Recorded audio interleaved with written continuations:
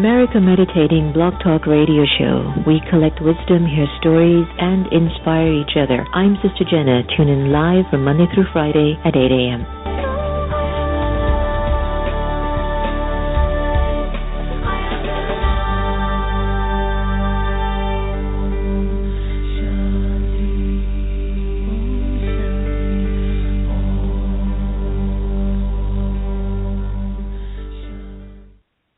Hello and welcome to America Meditating Radio Show. I'm your host, Sister Jenna. We're broadcasting from the beautiful Meditation Museum in Tyson's Corner, and we continue to allow the scenes of life to keep unfolding, offering us insights as to the kind of people that we've become. You know, like you look at yourself deep enough and you start to learn more about your ins and your outs, your ups and your downs, your victories and your defeats, tend to hold within yourself some sort of an understanding as to who you are and why you showed up on the planet in the first place. In a conversation I was having today with a few of the students at the Meditation Museum, I was sharing with them that no matter what it is that's unfolding in front of your eyes, whether it's a color issue, a race issue, a gender issue, a status issue, a class issue, if you feel any sort of a hate or dislike or separation of, distinguishing yourself to be higher than another,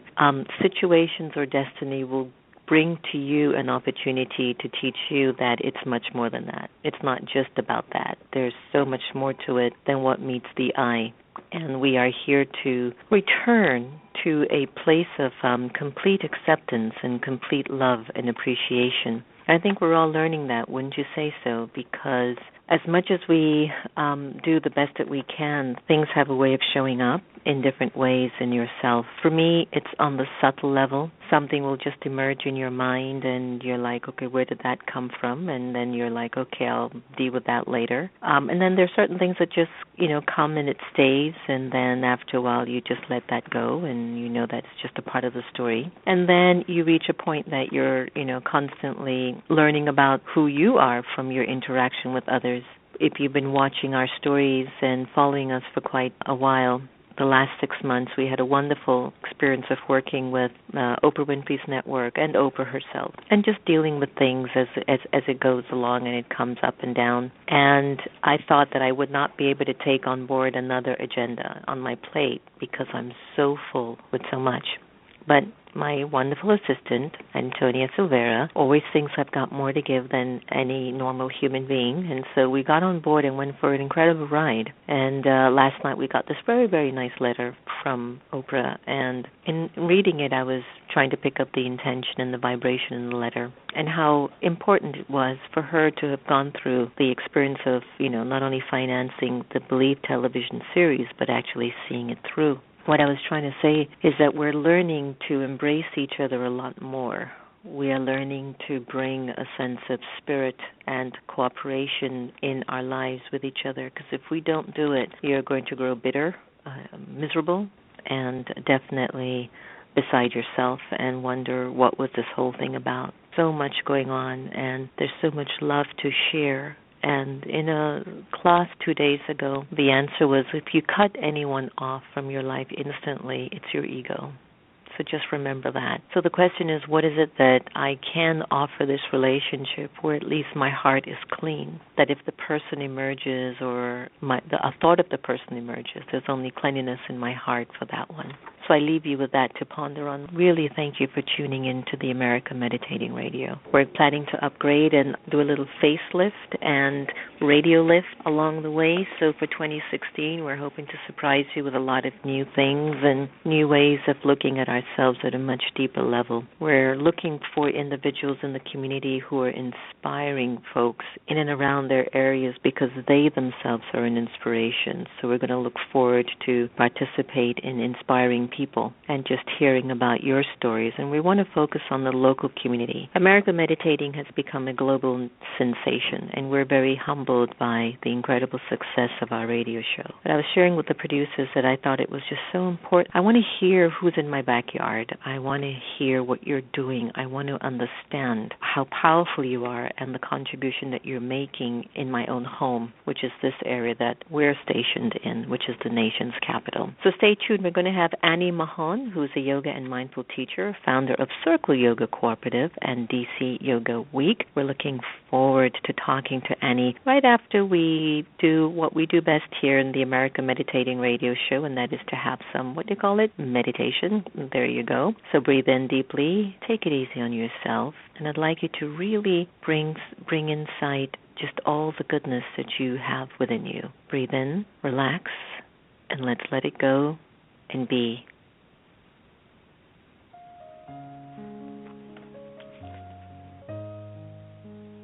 Om Shanti. The time that we choose to be aware doesn't necessarily require me to just sit and meditate. But even while I walk and move around, I can be in a meditative awareness, which is awareness of the soul, the original, eternal, imperishable being of light. For a little while, I'd like to invite you to be present, to be here, and to be now. Allow your mind to settle in the moment, to relax.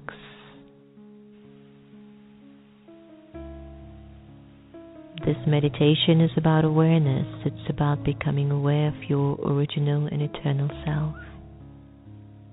It's about connecting to your truth.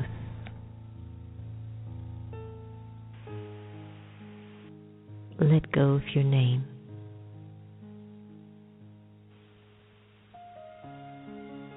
And observe yourself feeling nameless.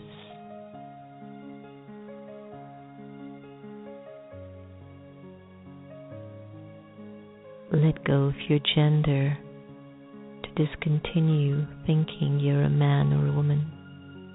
Let it go and observe how you would feel walking around without a gender.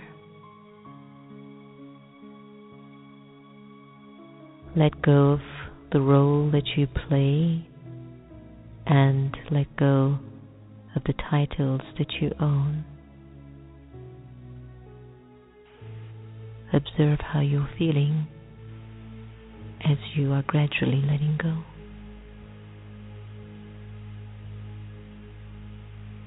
Let go of your religion and put it aside just for now.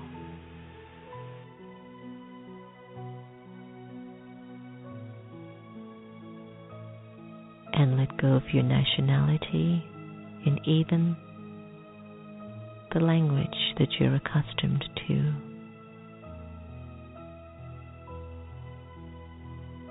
Imagine you have no name, gender, role, title, religion,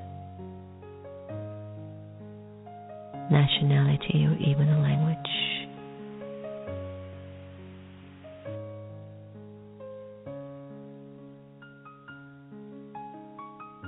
Ask yourself, how do you feel at this moment?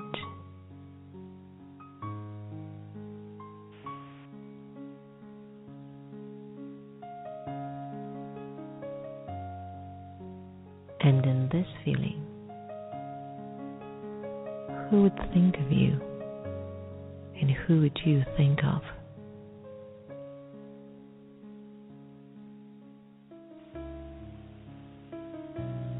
The Supreme Soul would think of you,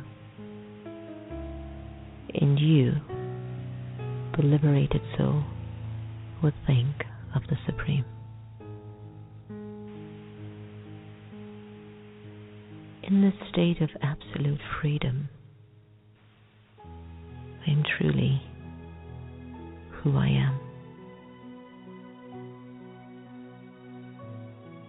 A free,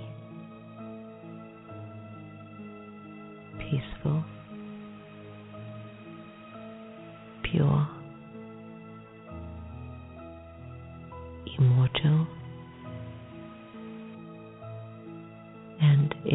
soul.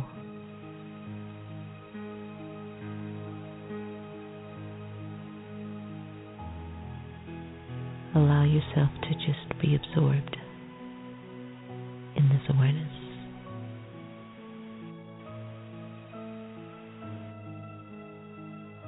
At this time.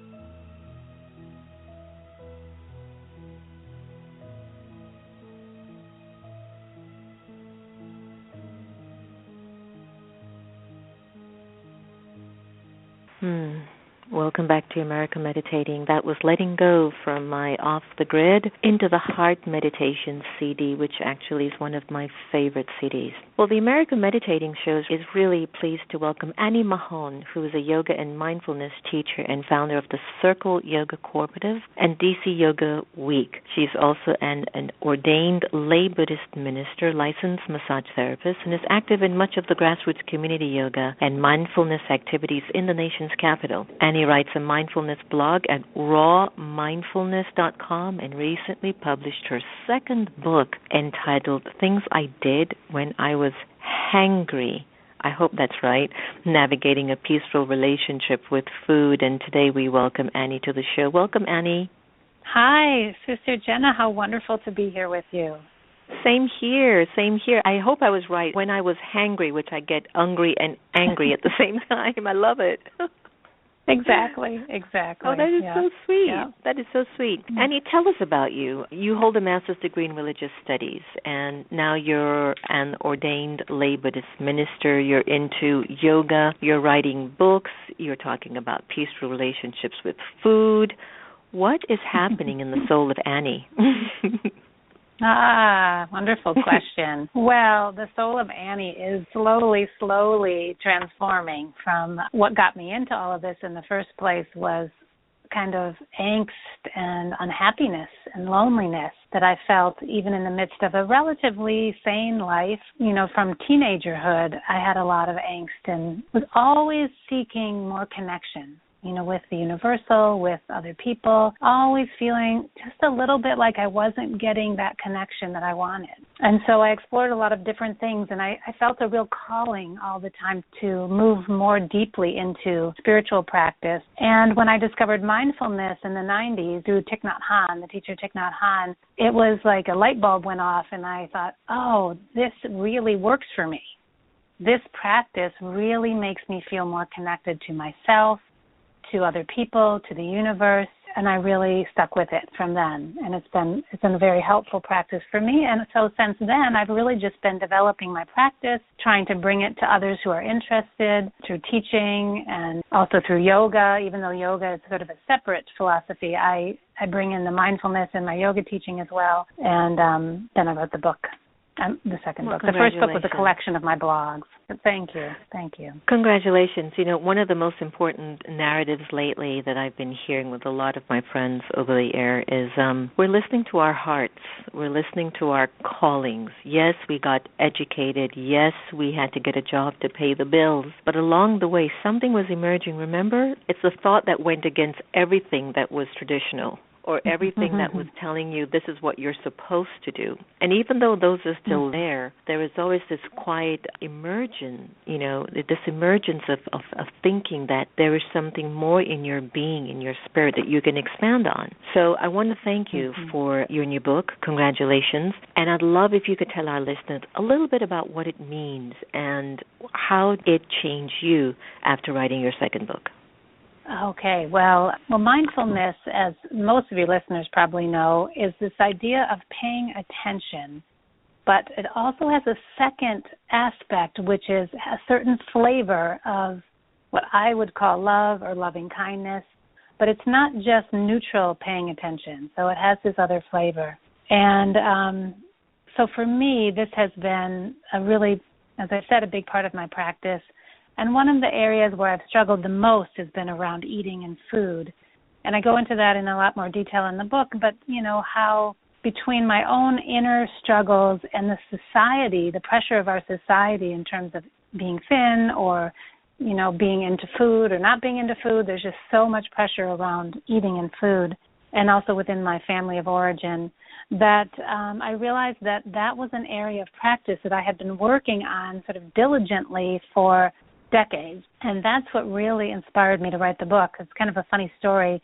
The publisher had said yes to some of my ideas, and this is the one they really wanted me to write about. And so I started to write the proposal. And while I was writing the proposal, I had a doubt attack where I was like, I'm not a chef. I'm not a super expert on this. Why am I writing this? But as I began to write more of this proposal, I realized, I'm actually the worst person at this, which makes me the best person to write about it, because I'd struggled so much with eating. I had bulimia as a teenager. I, starved myself. I binged. I threw up. I had, just very sort of dysfunctional relationship with food. And of course, as a very young child, like all young children, I had a very good relationship with food, but it then became dysfunctional. And over the years of practicing mindfulness, I could see how that had sort of unraveled a lot of that dysfunction and left me with a much more comfortable, peaceful, even loving relationship with food, grateful relationship with food.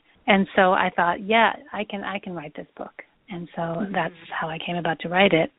Cool. And actually, while I was writing it, I discovered a lot of new things about myself. So I found it also transformative to write the book.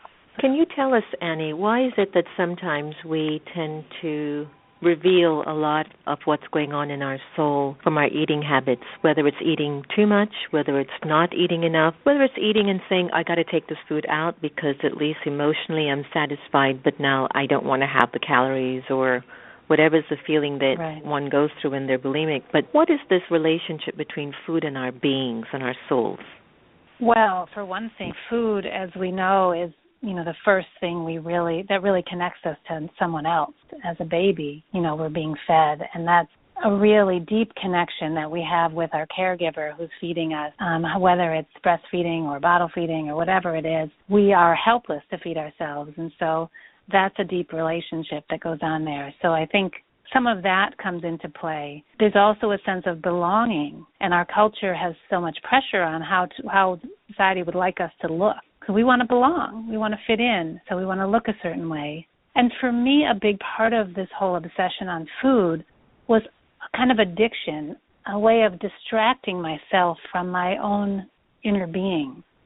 So if I'm always thinking about food and what I should or shouldn't eat, I don't have to really feel what's coming up inside of me. So and it was the same for me using drugs and alcohol, which I also have transformed over the years. But just a sense of numbing out and being completely overtaken by a binge or overtaken by the starving, whatever the distraction is, that it means I don't have to feel. I don't have to feel the loneliness and the separation. So I think that's a big part of it. It is, and as I have had the fortune of engaging in conversations with hundreds of thousands of people personally in my lifetime, I've drawn the foregone conclusion that we're never alone in our pain, suffering, or even celebration. And even when I go through my down moments, I just know there's a community of a vortex of people who have gone through this or who is going through this. And for some reason, I connect on a very subtle level in the ethers, like my brothers and sisters who are also going through this. Let us, meet in council. In other words, know that we're just supported. And it's something that I would never do, but it's something that I realized a few years ago that, wow, this is really important. If I can use food as a cure, I can also use my mind in community with others as a cure. And I found that to be a huge, huge benefit and bonus for me. I understand that you are an inner relationship focusing professional. But first, you've got to tell me what that means, and that you have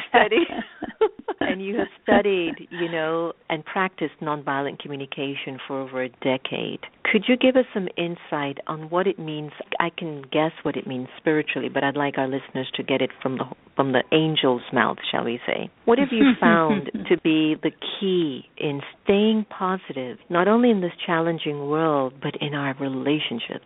Great question.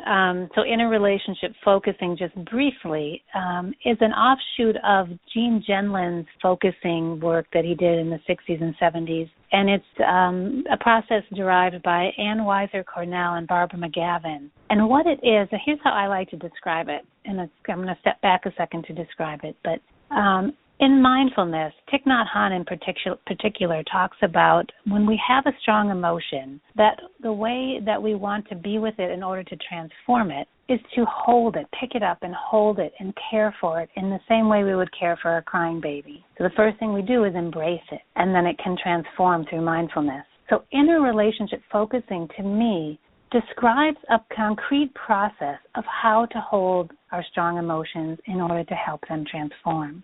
So for me, this practice is really the centerpiece of my practice of mindful eating and mindfulness in general. But when a strong emotion comes up, instead of turning away from it, instead of distracting myself, instead of letting it push me into an action, I embrace it and I turn toward it.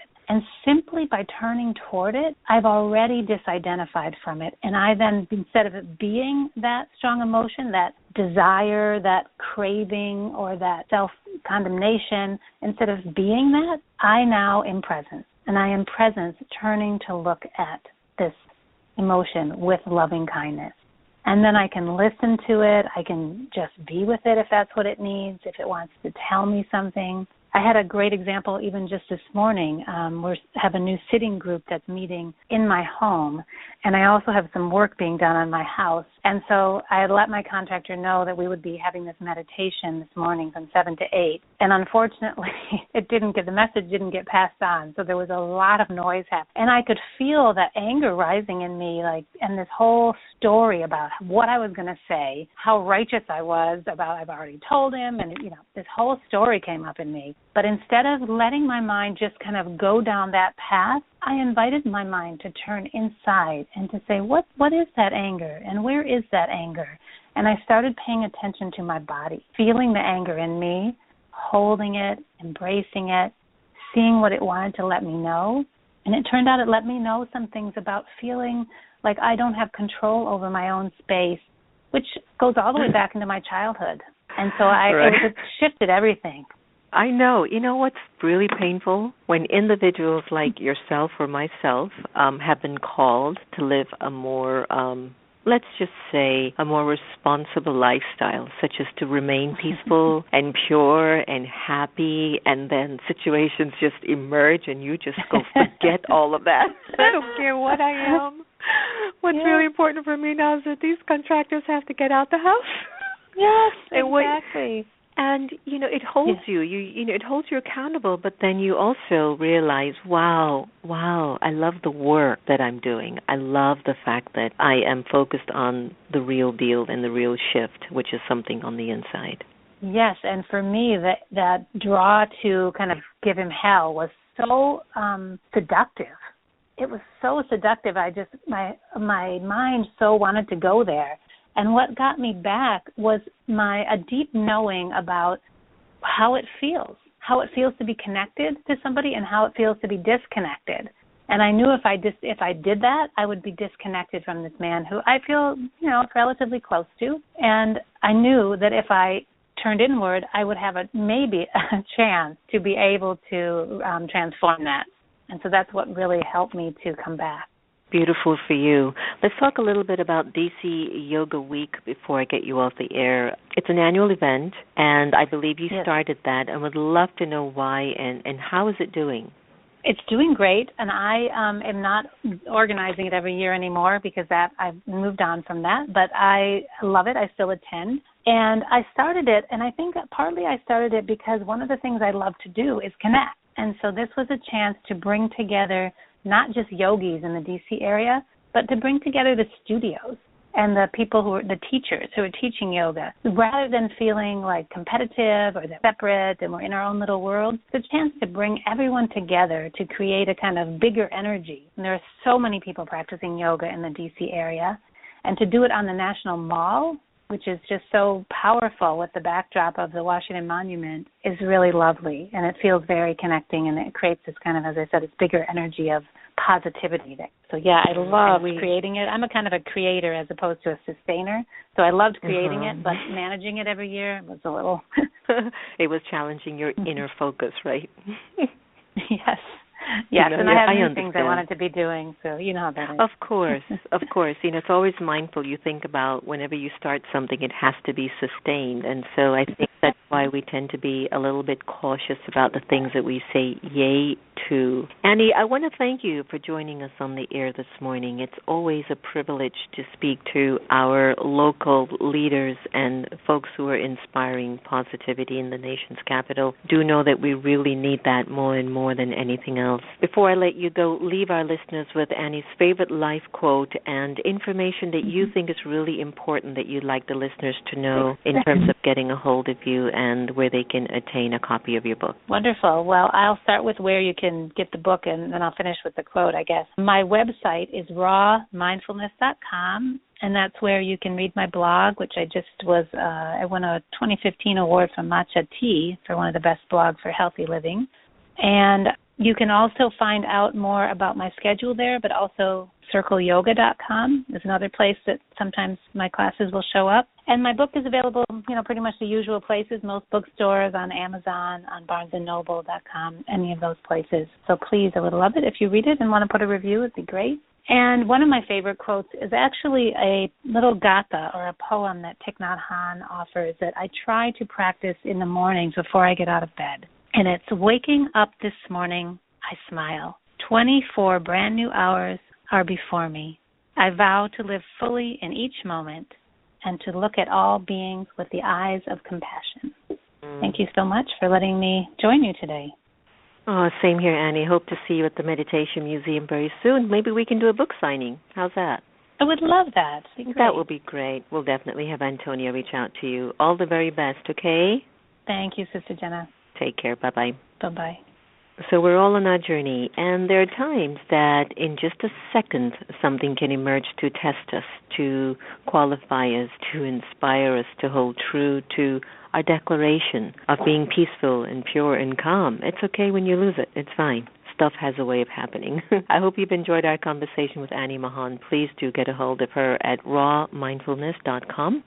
It's important for me that you enjoy our conversations on the air. They mean a lot to me, and I hope that they mean a lot to you. And as I close every show, remember, no one can take away your happiness. You've got to give permission for that to happen. And we are going through a journey and a process of learning to love everyone the same so that we don't keep fluctuating with the ins and outs, ups and downs, who I like and who I don't like. I think the story is getting quite old. Keep the faith, my friends, and keep in touch 24/7 by downloading the Pause for Peace app and participating in all the good that is definitely in our planet. Take care, everyone. We're going to end with Keep the Faith by Lucinda Drake. Bye-bye.